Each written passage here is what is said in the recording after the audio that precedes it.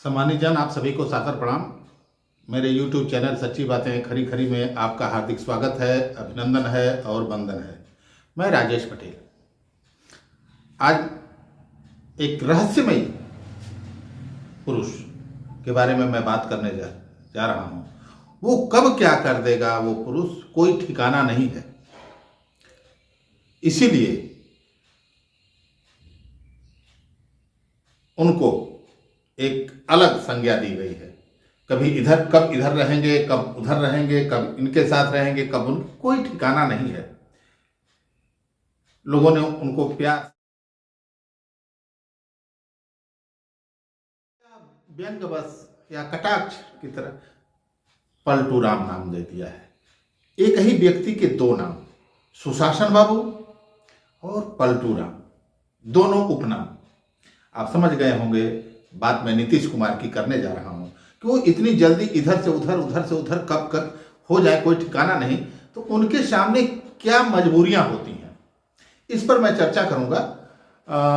आप मेरे वीडियो में अंत तक बने रहिएगा और अच्छा लगे तो मेरे YouTube चैनल को सब्सक्राइब कर लीजिएगा, बेल आइकन का बटन दबा दीजिएगा ताकि जारी होने वाली हर वीडियो की सूचना आपको तुरंत मिल सके। जदयू और भाजपा का गठबंधन 17 साल तक चला। वाजपेयी जी के समय में यह गठबंधन परवान चढ़ा। उस समय जनता दलियों के दिग्गज नेता जॉर्ज फर्नांडिस, शरद यादव, नीतीश कुमार को रक्षा, उड्डयन, रेलवे जैसे भारी भरकम मंत्रालय दिए गए थे। इसके अलावा नीतीश कुमार के नेतृत्व में बीते दिनों दलों ने मिलकर 2005 से लेकर दोनों दलों ने मिलकर 2013 तक सरकार चलाई। इस गठबंधन में दरार उस समय पड़ गई जब भाजपा के तत्कालीन अध्यक्ष राजनाथ सिंह ने, जो आज रक्षा मंत्री हैं, 2013 में गुजरात के मुख्यमंत्री नरेंद्र मोदी को प्रधानमंत्री का चेहरा घोषित कर दिया। इस घोषणा के साथ ही जदयू की राहें एनडीए से जुदा हो गई। 2014 के लोकसभा चुनाव के पहले नीतीश कुमार ने नरेंद्र मोदी के विजय रथ को रोकने के लिए महागठबंधन बनाने की कोशिश की थी। ये पहली बार ये महागठबंधन बनाने की कोशिश नीतीश कुमार द्वारा नहीं हुई है। 2014 के चुनाव के पहले भी उन्होंने इस तरह की कोशिश की थी। यहां तक कि उन्होंने जनता पार्टी से निकले सभी दलों को एक बार एक मंच पर लाने की कोशिश की। वह खुद अपनी पार्टी को मर्ज करने के लिए तैयार हो गए थे और इसका अध्यक्ष समाजवादी पार्टी के तत्कालीन मुखिया नेताजी मुलायम सिंह यादव को बनाने की पेशकश की थी। लेकिन उनका यह प्रयास उस समय परवान नहीं चढ़ सका।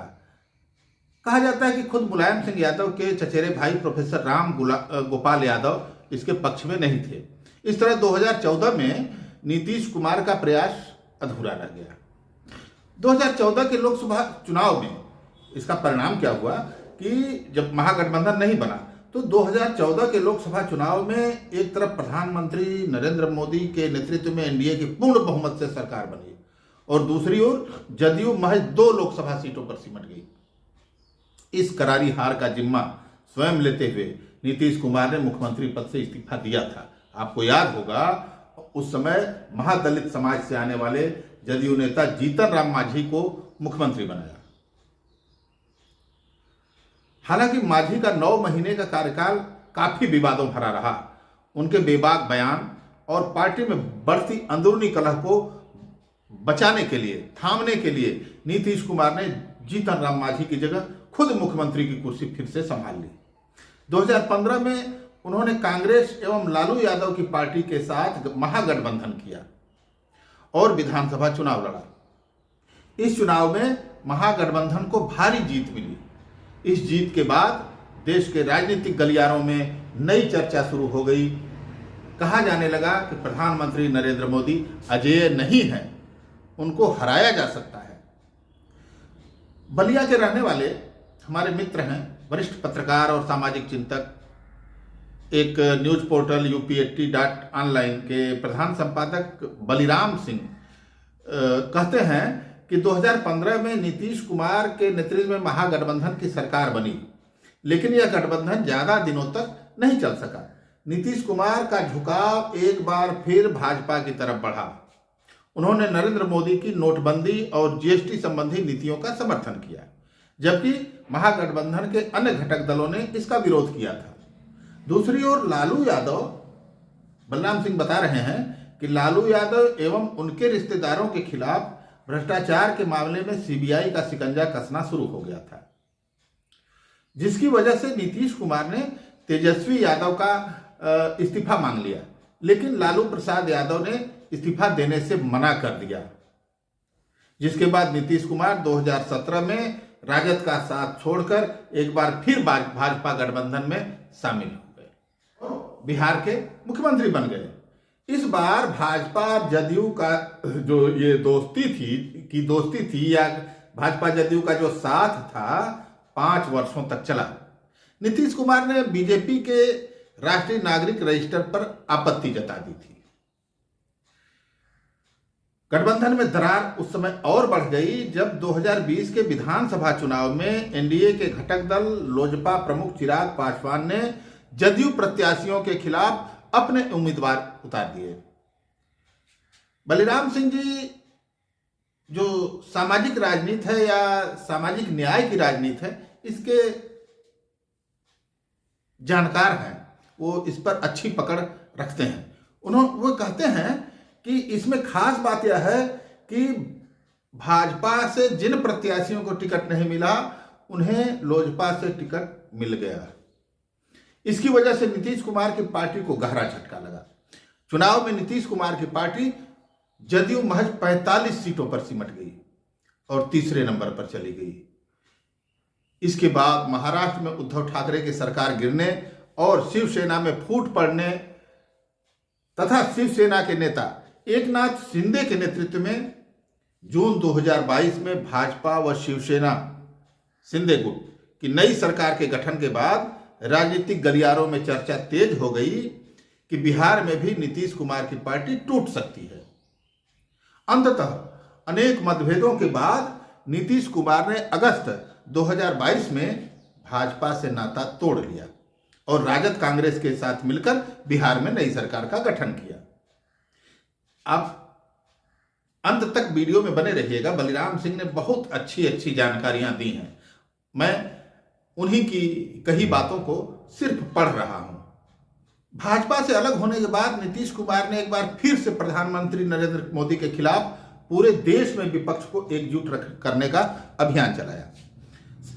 शुरुआती स्तर पर उन्हें विपक्ष का समर्थन भी मिला। उन्होंने जून 2023 में पटना में विपक्षी पार्टियों को एक मंच पर बुलाकर देश की जनता को बड़ा संदेश दिया। इस दौरान उन्होंने बिहार में सामाजिक न्याय से संबंधित बड़ा काम करते हुए जाति आधारित सर्वे कराया और उसकी रिपोर्ट भी जारी कर दी। इसमें तमाम बाधाएं आई, लेकिन न्यायालयी बाधाएं भी आई, लेकिन उन्होंने हर बाधाओं को पार किया। लगा कि नहीं, वो सही मायने में जाति आधारित जनगणना कराना चाहते हैं। मजे की बात यह है कि नीतीश कुमार ने इंडिया गठबंधन के तले देश की विपक्षी पार्टियों को एक मंच पर लाने का बड़ा कार्य तो कर लिया, लेकिन गठबंधन ने उन्हें संयोजक नहीं बनाया और न ही विपक्ष की तरफ से प्रधानमंत्री का चेहरा घोषित किया। इतना ही नहीं, तृणमूल कांग्रेस की राष्ट्रीय अध्यक्ष ममता बनर्जी और आम आदमी पार्टी के राष्ट्रीय संयोजक अरविंद केजरीवाल ने नीतीश कुमार की जगह कांग्रेस के राष्ट्रीय अध्यक्ष मल्लिकार्जुन खड़गे को संयोजक बनाने का प्रस्ताव आगे बढ़ा दिया। यहीं से नीतीश कुमार के मन में थोड़ी सी नाराजगी उत्पन्न हुई। बाद में धीरे धीरे घटनाक्रम ऐसे बनते गए कि उनको महागठबंधन से अलग होना पड़ा। बात यह है कि ममता बनर्जी एवं अरविंद केजरीवाल की इस कुटिल चाल के बाद नीतीश कुमार का सपना तो टूट गया, प्रधानमंत्री बनने का सपना। और इसके सिर्फ नीतीश कुमार का नहीं टूटा, देश के 85% ओबीसी और दलित समुदाय, वंचित समुदाय, अल्पसंख्यक समुदाय का यह सपना टूटा। नीतीश कुमार चाहते थे कि इंडिया गठबंधन के मैनिफेस्टो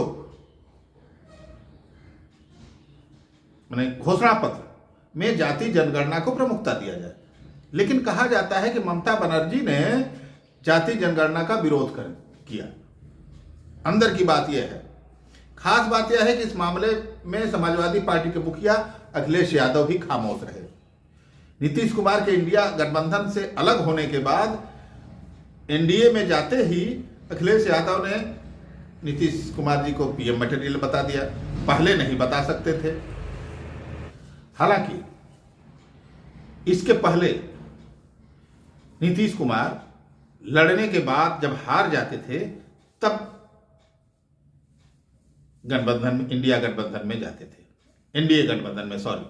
कुल मिलाकर नीतीश कुमार 2014 से हर लोकसभा चुनाव के समय प्रधानमंत्री नरेंद्र मोदी को सत्ता से हटाने के लिए एक महागठबंधन तैयार करने की कोशिश तो करते रहे, लेकिन असफल होने पर फिर से भाजपा के करीब पहुंच जाते थे या पहुंच जाते हैं।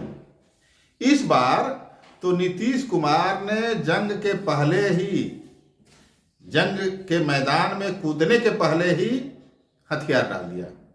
आखिर कोई न कोई मजबूरी रही होगी। उनको पलटू राम नहीं कहा जा सकता है। समय के हिसाब से वो जानते हैं कि समय सबसे बड़ा बलवान होता है, समय के हिसाब से नहीं चलेंगे तो खत्म हो जाएंगे। नीतीश कुमार का कहना होता है, पहले कहते थे कि जिंदा रहेंगे तब राजनीति करेंगे, जिंदा रहने के लिए जरूरी है समझौता। आज के समय में आज बस इतना ही, मिलेंगे अगली कड़ी में किसी और चर्चा के साथ। तब तक नमस्ते, प्रणाम।